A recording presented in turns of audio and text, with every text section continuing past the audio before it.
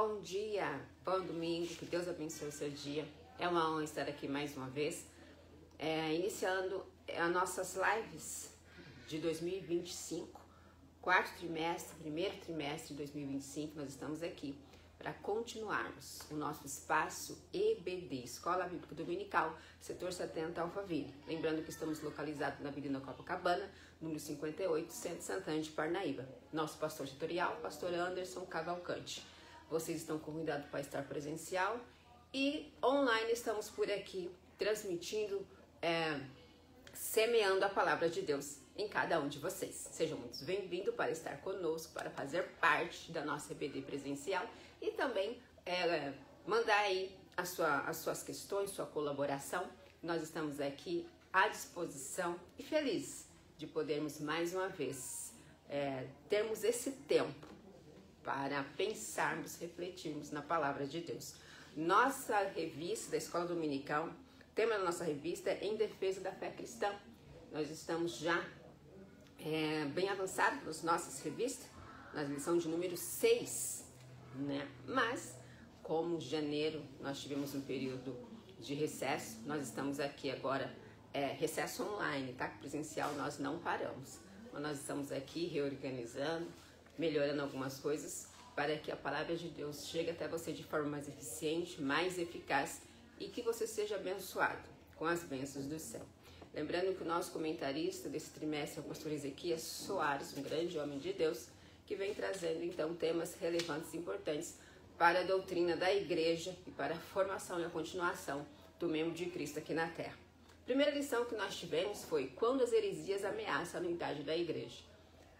Durante todo o tempo que a igreja existe, o start da igreja lá no primeiro século com os nossos apóstolos, teve pessoas que se levantaram para dizer, para falar coisas contrárias às escrituras, contrárias àquilo que Jesus Cristo ensinou e que os apóstolos ensinou.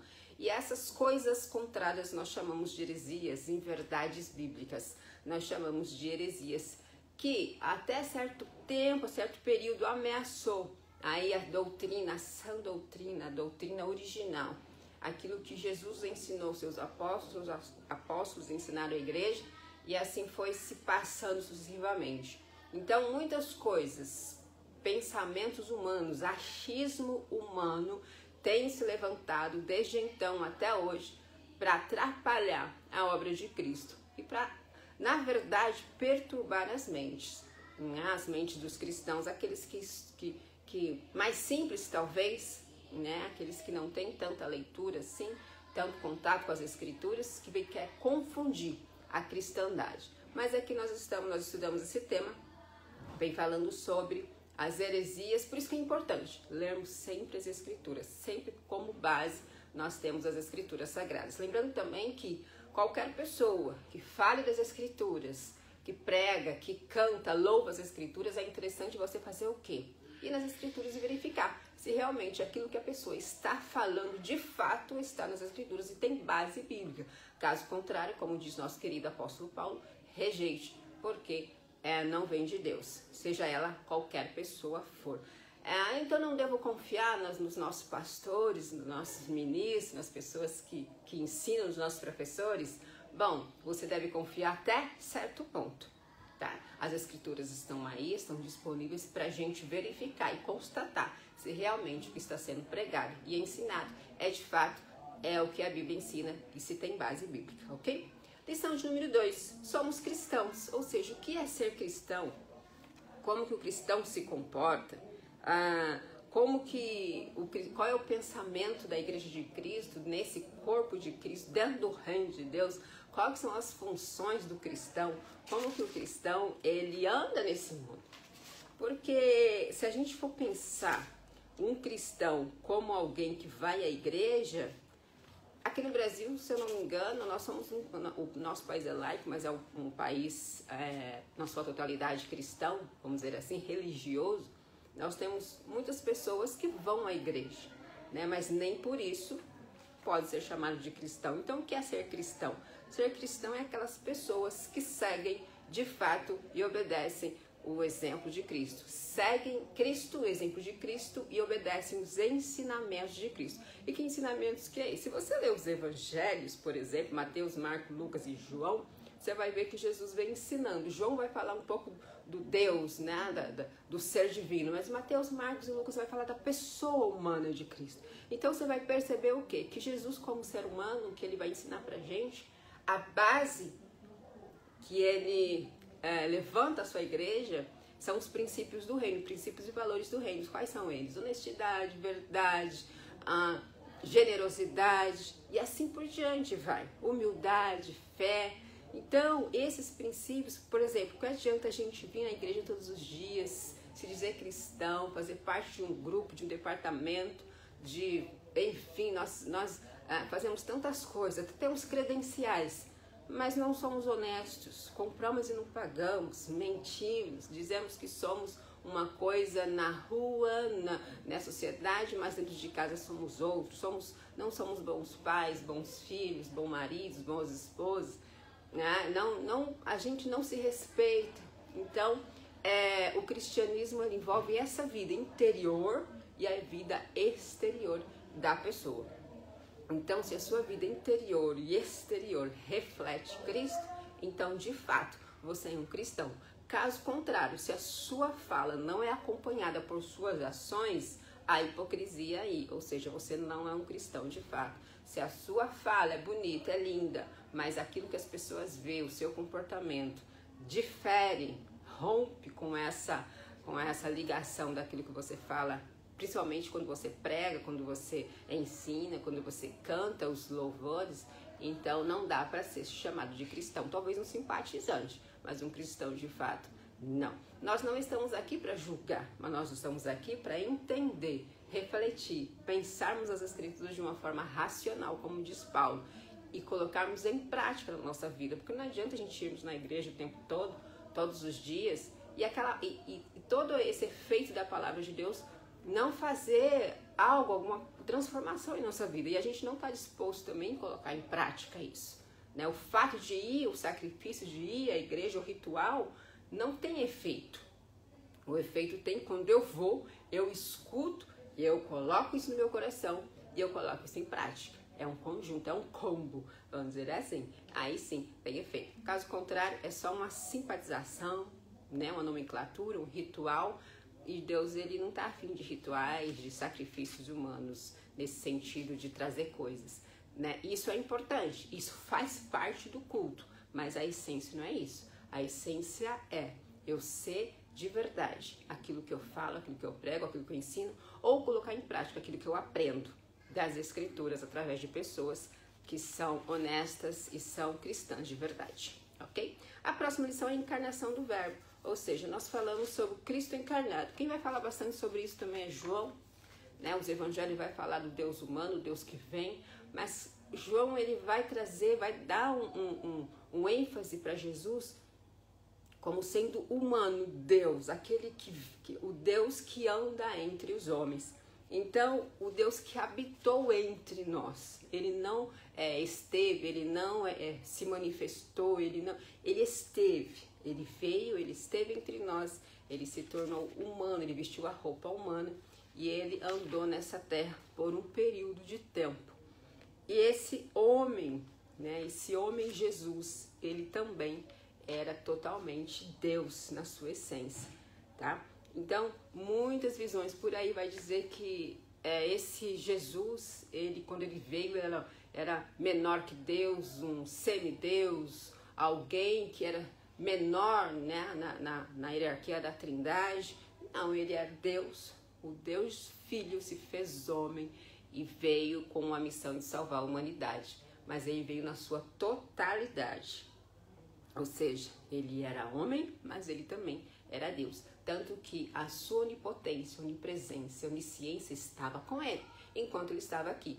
Ele sabia dos pensamentos dos fariseus, ele sabia o que estava no coração das pessoas que iam até ele, ele sabia da fé das pessoas, dos milagres que ele fez, a mulher do fluxo de sangue, ele sabia de tudo isso. Ele sabia reconhecer a hipocrisia, ele sabia o coração enganoso, ele sabia tudo. e ele era o soberano, porque ele falava, perdoados estão os seus pecados. É só Deus que pode perdoar o pecado, o ser humano não perdoa o pecado.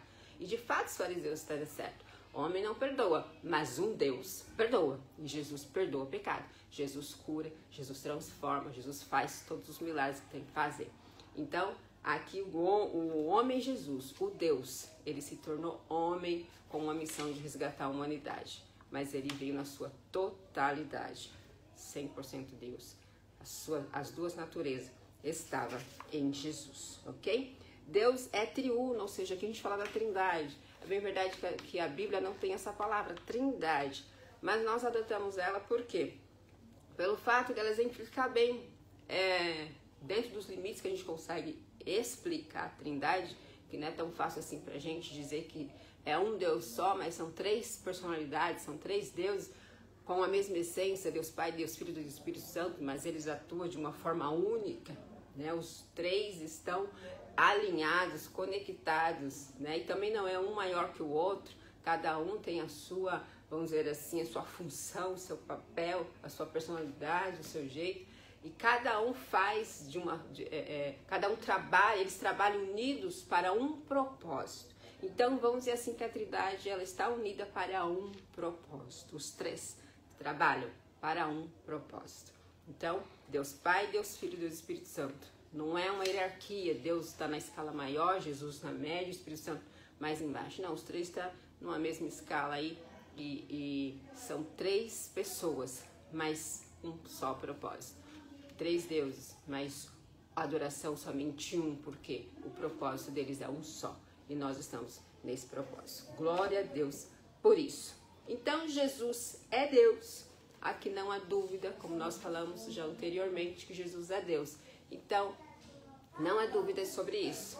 Alguns vão dizer que Jesus ele é menor, Jesus é um profeta, outras religiões vão dizer que ele é um homem importante, foi um homem relevante, vamos colocar ele talvez aí na mesma altura ou no mesmo grau de outros profetas como Maomé, como vários outros líderes de Buda, líderes de outras religiões.